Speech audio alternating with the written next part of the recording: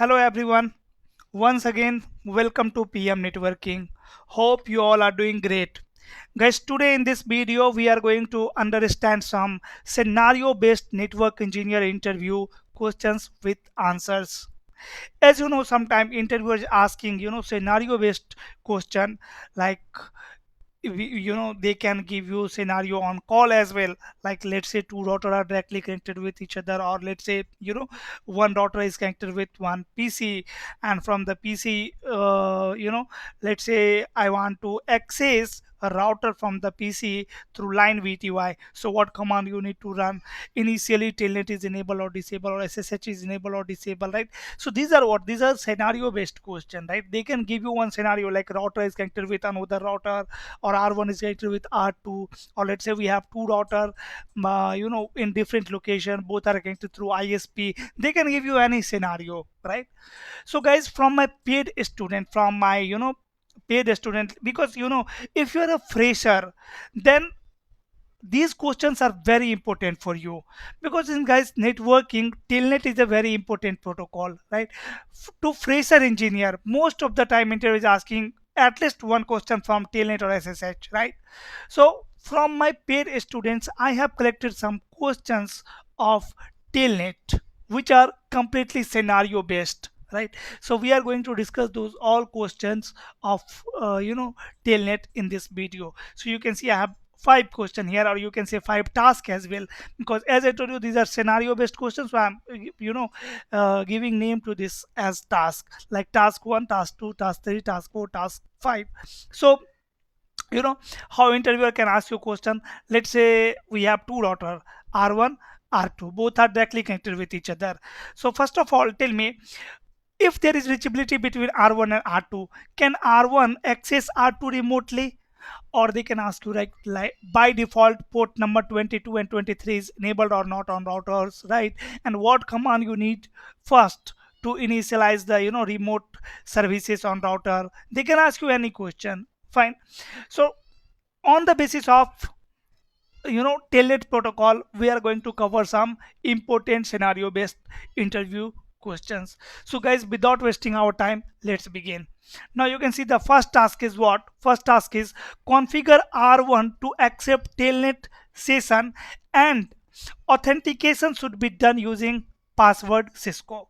You know how interviewer can ask you this question? Interviewer can ask you like, brother, tell me, I have one router, and that router is in different location. You are sitting in your office, right? And you have access. You need to configure R1, this router, let's say you are connected with this router through ISP, let's say, right? Or maybe you are directly connected with this router, right?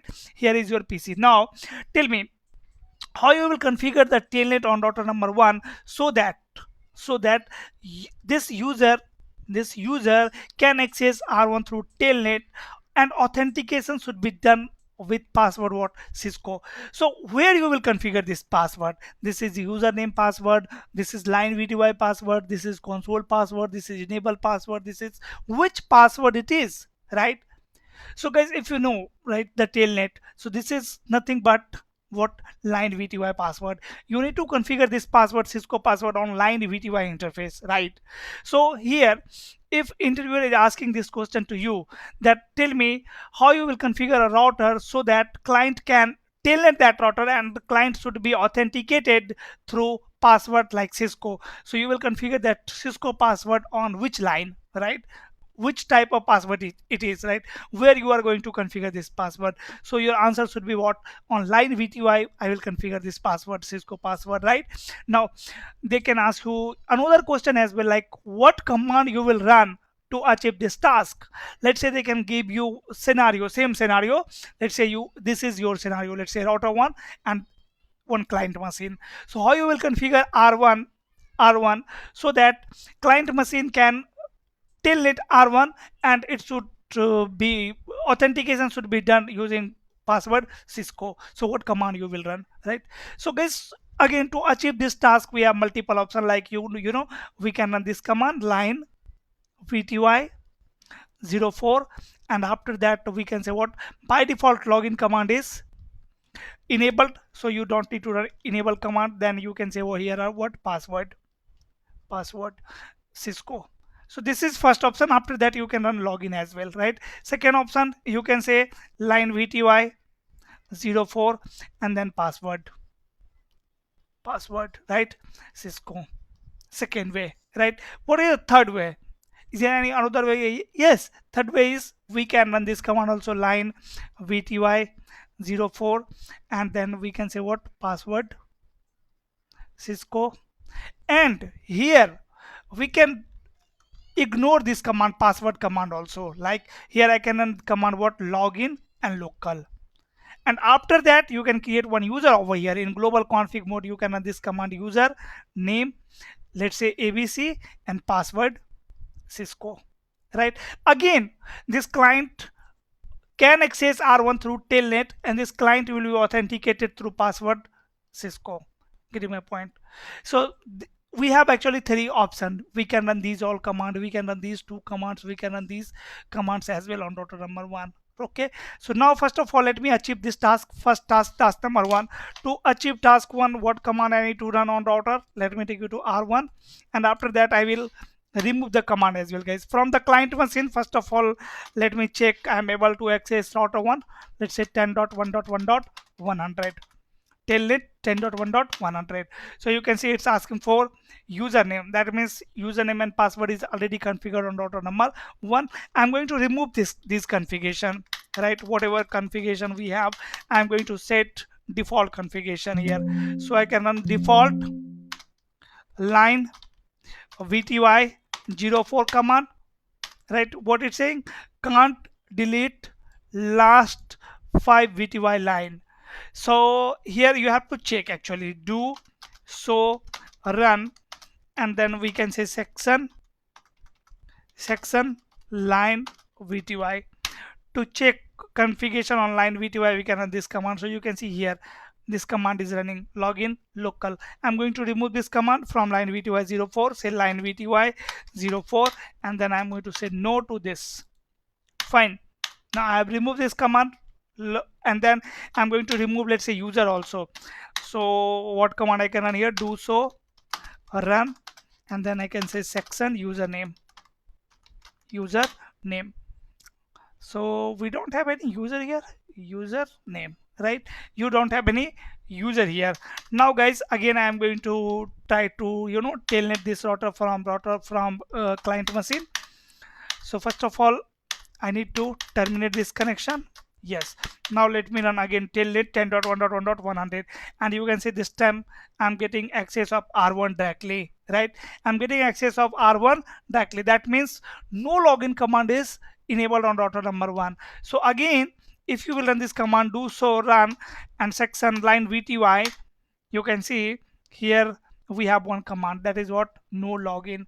So I need to remove this command also, right? So I can say login. If I will line VTY 04 and I can say login.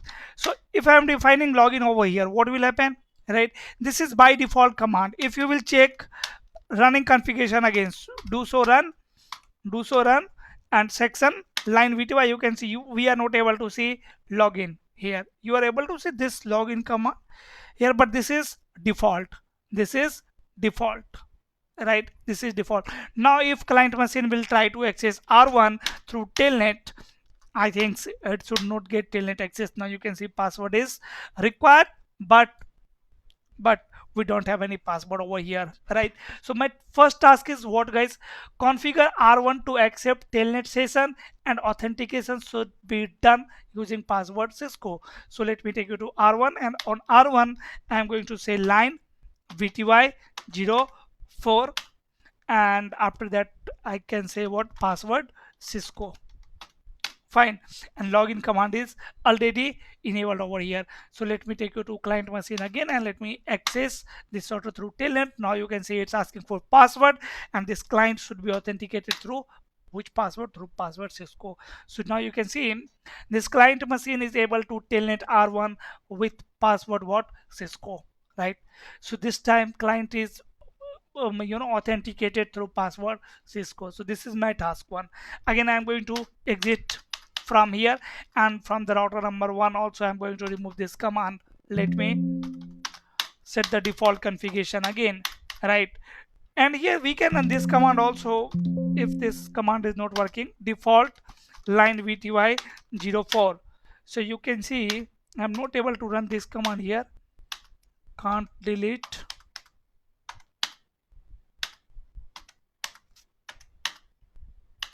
Okay, this command is not working by the way, but I think so on real devices you can run this command line vty 0 default line vty interface as well, right? Okay, now let's move to second task. What is second task? Second task is, you can see, configure R2 to accept only telnet session, right? You can see guys, like if I will talk about the scenario based question, that what interviewer can ask, what question interviewer can ask to you here. So first try to understand this. Configure R2 means this router R2 to accept only telnet session, and it should not be authenticated. It should not be authenticated. So interviewer can ask you what, you need to configure one router so that client users can access that router through telnet only, right? Not through telnet and SSH, only telnet, right? And there should be no any password, right? It should not be authenticated. So how you will configure the scenario, how you will configure the router? So guys, in this scenario on router number 2, if I want to configure router 2 to enable only telnet, and users should not be, router should not ask for password, right? Authentication should not be there. Then first let me tell you to client machine, and client machine I'm going to telnet 12.1.1.2. let me access 12.2. so now you can see I'm not able to access router number 2 through telnet because password is again required, but password is not set. Fine. So here on router number 2 you need to configure the router 2 so that it should accept only telnet session. That means you need to run which command? Transport input telnet, right? Transport input. So actually interviewer is trying to ask you this command, that what is the command to enable telnet or SSH online VTY interface, right? So command is what? Transport input. Okay, so on router number 2 again I am going to configure line VTY 04, and first command is what? Transport input telnet. Transport input telnet. By default transport input all command is enabled. That means SSH is also enabled and telnet is also enabled. So here we have disabled the SSH service and we have enabled the telnet service. And after that, what it's saying? What it's saying? Only telnet session, and it should not be authenticated. That means whenever someone will try to access this router, it should not ask for password. So here you need to run command no login, right? No login. So after this, again from the client machine, if you will try to access R2 telnet 12.1.1.2, now you can see this time I have access of router number 2 directly, right? It is not asking for password, right? It is not asking for password. Fine guys, so this is task number 2. In task 2, always keep in mind, whenever it's interviewer is asking you, right, to configure the scenario to accept only telnet session or SSH session, you need to run this command, transport input command, right? Again I am going to remove this command here. I am going to say login, that is default here, and then I am going to say what? Transport input all. Fine. Now let's move to task number 3. Task number 3 is what? Configure R1. See guys, configure R1 to accept telnet session using local database. Local database means what? As you know, authentication can done by local database also, and authentication can done by ACS server, access control server also, right? So here what it's saying, authentication should done by local database. So that means you need to create username. You need to create what? Username, users on router in the local database of router. And one more thing over here, you can see from 10.1.1.1 only, means only this user can telnet. Only this user 10.1.1.1 can telnet R1, right? Like let's say here we have one more client whose IP address is what? 10.1.1.2. So this client should not be able to access router number 1 through telnet. Only client 1 means client whose IP address is 10.1.1.1 can access R1 through telnet. So how you will configure the scenario? In this scenario, as I told you, you need to create what? Users on router. So let me take you to R1. And guys, these are scenario based question. What I am saying, interviewer can ask you these question in scenario, right? They can give you one scenario in front of you, like we have one router, two router, right? One router in this location, another router in this location, there is IP reachability, how you will configure the telnet. Okay, so now again I am going to take you to router number 1. And on router number 1, as I told you, as it mentioned in task, that user should be authenticated from the local database, right? You means what it's saying, configure R1 to accept telnet session using local database. Local database means from the local database of router. That means here I am going to create, let's say, one username, user admin, and whose password is, let's say, also admin, or password is, let's say, what? Cisco. Getting my point? And then, as I told you, as it's saying that only 10.1.1.1 should can access this router through telnet. So I need to create one access control list also over here to allow only 10.1. So I can say IP access list standard number 10, and then say permit 10.1.1.1, or you can say permit host 10.1.1.1. I'm going to apply it on line VTY. And most of the people are doing mistake here. Most of the people are thinking I will apply the access control list on physical interface. So no guys, you will never apply this access control list on physical interface, right? If you will apply it on physical interface, as you know, all other traffic will deny, right? All other traffic will deny, because implicit deny is already enabled in access control list. So here on the line VTY, I want to deny all other traffic from all other users as well.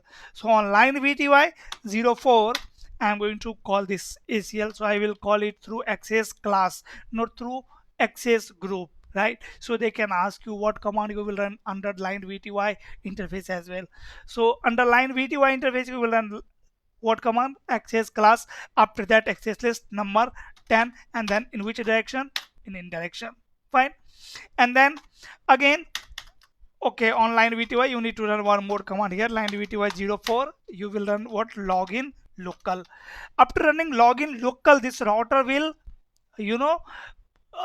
this router will allow to access R1 through local database by checking local database. After running this command, it is going to check what? Local database, login local.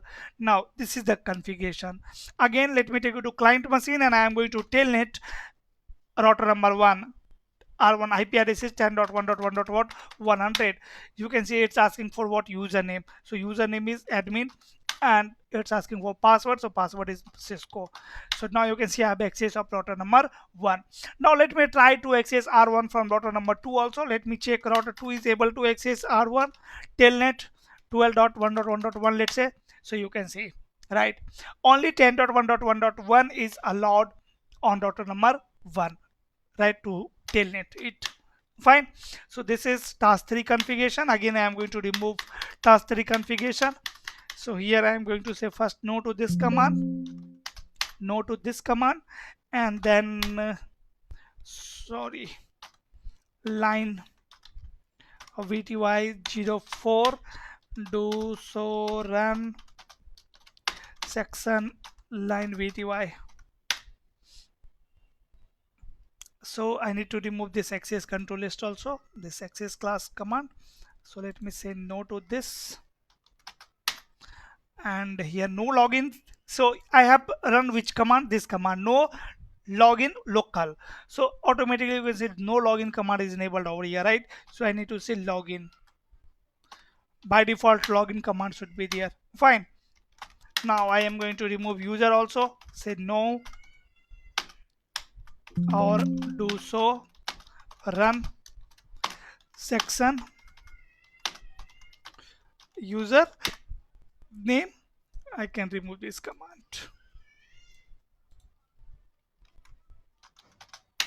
Fine. Now let's move to task 4. See, task 4 is actually you need to modify the configuration. Okay, I have removed the task, no problem. To achieve task 4, here you can see modify above task so that a log message is generated for any traffic which is denied, right? Means when router 2 will try to access R1 through telnet, right? It will deny the session. When 10.1 will try to access R1, it will permit the session, right? It will allow client machine 10.1 to access R1, but it will deny 12.2 to access R1 through telnet. So requirement is what? Whenever it will deny any user, right, it should generate one log message. It should generate one log message. So guys, to achieve this task, again I am going to configure previous task, means task number 3. So just give me 1 minute. So here again we have access control list, do so IP access list. So yes, access list is already here, line VTY 0 to 4, and I am going to call access list 10 interaction in over here, right, and say login local, and then I'm going to create one user here, username admin, and password what, Cisco. Fine. Now see, from the client machine again I can telnet this router, username admin, password Cisco. Fine. And from the router number 2, if I will try to access it, telnet, right? So connection refused by remote host, right? But now you can see on router number 1 we don't have any log. So what is my requirement? Router 1 should generate log message for all deny session, right? So again let me take you to line VTY04, line VTY04, and guys here I am going to show you some more command here, right? Like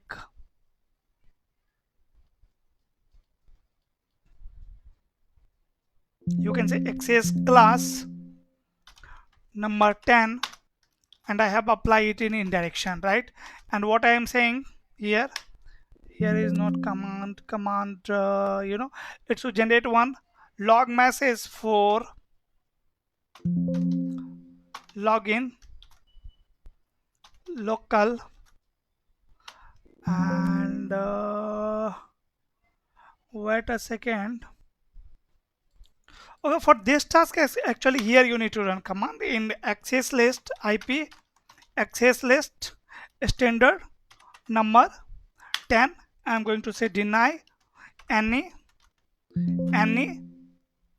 deny any, and then I can say what, log, right? It will generate a log message for whenever now router 2 will try to access this router through telnet, right? So again let me take you to R2 and let me try to telnet R1, right? So now you can see we have one log message here, right? List 10 denied 12.1.1.2, one packet, right? So it have denied 12.2, right? Earlier you can see on this router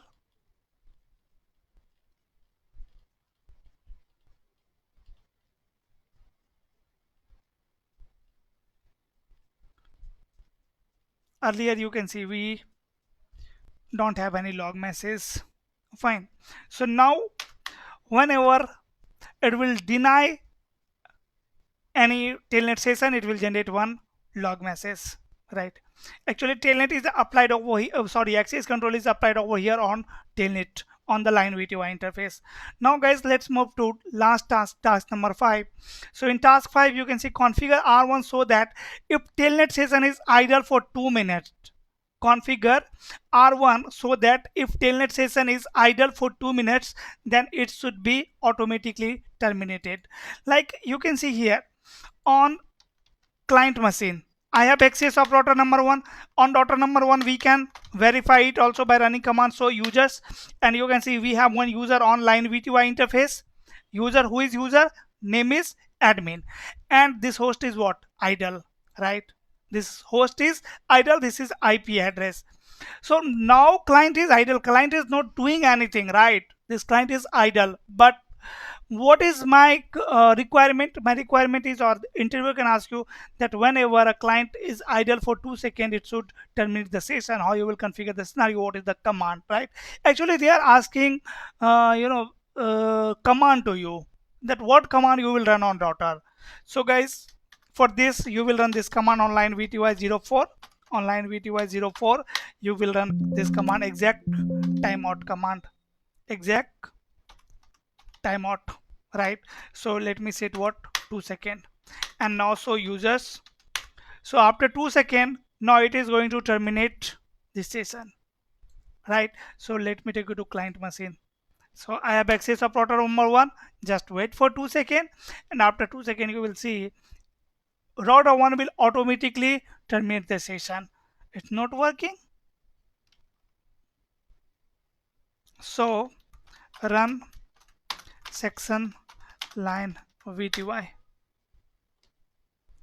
So oh, line VTY 04, exact timeout, and this is what timeout in minute. So I have set what, 2 minutes.